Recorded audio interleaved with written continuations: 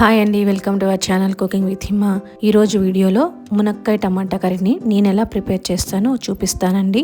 ఈ curry preparation కోసం ముందుగా స్టవ్ వెలిగించి గిన్నెలో కొద్దిగా నీళ్లను పోసి స్టవ్ మీద పెట్టండి.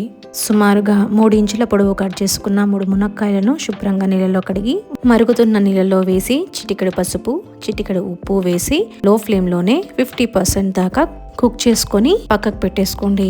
ఇప్పుడు అదే స్టవ్ మీద ఇంకొక బాండీ పెట్టి తగినంత ఆయిల్ వేసి ఆయిల్ వేడయ్యాక సన్నగా కట్ చేసిన ఉల్లిపాయ ముక్కలు వేసి అవి కాస్త వేగాక ఓ టేబుల్ స్పూన్ అల్లం వెల్లుల్లి పేస్ట్ వేసి పచ్చి వాసన పోయేదాకా వేపుకొని ఓ గుప్పెడు చిన్న మెంతి కూర, 4 పచ్చిమిర్చి చీలికలు, ఓ 10-15 కరివేపాకు రెమ్మలు వేసి చక్కగా వేపుకున్న తర్వాత ఓ 4-5 ఎర్రటి టమాటా పళ్ళ ప్యూరీని వేసి చిటికెడు పసుపు, తగినంత ఉప్పు, ఓ టేబుల్ స్పూన్ ధనియా పౌడర్, మీ రుచికి సరిపడా కారము, ముందుగానే ఉడికించి పెట్టుకున్న మునక్కాయ ముక్కలు ఉడికిన నీళ్ళతో పాటే కడాయిలో వేసి చక్కగా కలుపుకొని లో ఫ్లేమ్లోనే ఆయిల్ పైకి వచ్చేదాకా ఒక 10-15 నిమిషాలు చక్కగా కుక్ చేసుకోవాలి. అడుగు మాడకుండా ఉండటం కోసం మధ్య మధ్యలో మునక్కాయ ముక్కలు చితిరిపోకుండా నెమ్మదిగా కర్రీని కలుపుకుంటూ ఉండాలి.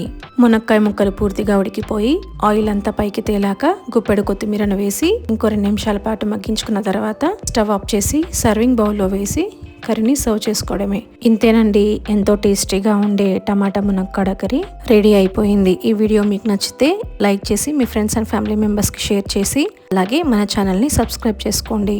ఉంటానండి, బాయ్.